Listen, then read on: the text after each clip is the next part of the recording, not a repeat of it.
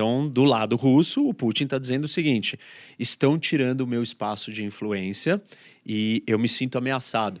E a ameaça não é só por uma percepção política do Putin, mas é uma ameaça real, geográfica.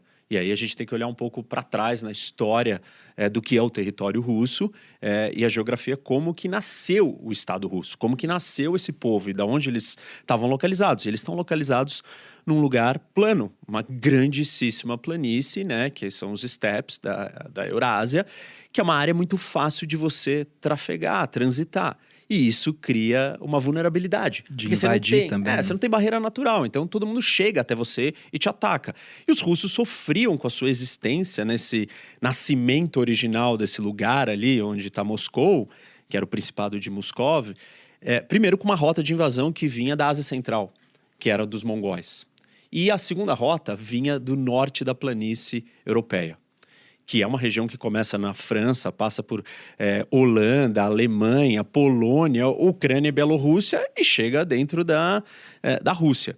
E os russos foram atacados historicamente ali pelos franceses, pelos alemães, pelos suecos, pelos turcos, não exatamente por ali, mas também por baixo. Então eles se sentem ameaçados. E ok, essa ameaça é real.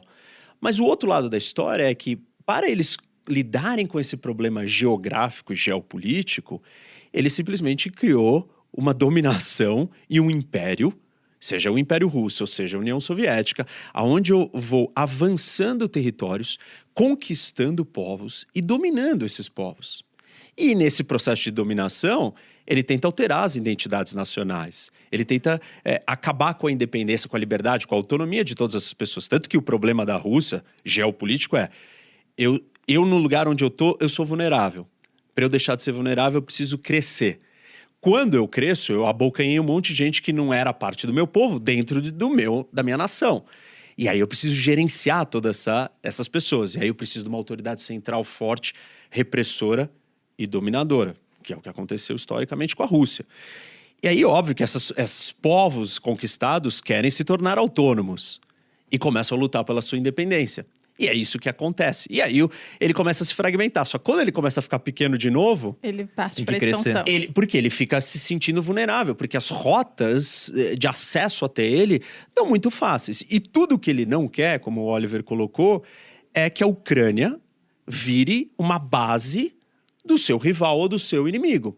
Como uma base? Colocar tropas do Ocidente ou da OTAN, que é uma aliança militar, na Ucrânia. Se você colocar tropas dentro da Ucrânia, você colocou tropas, sei lá, tipo, dentro quase que da Rússia.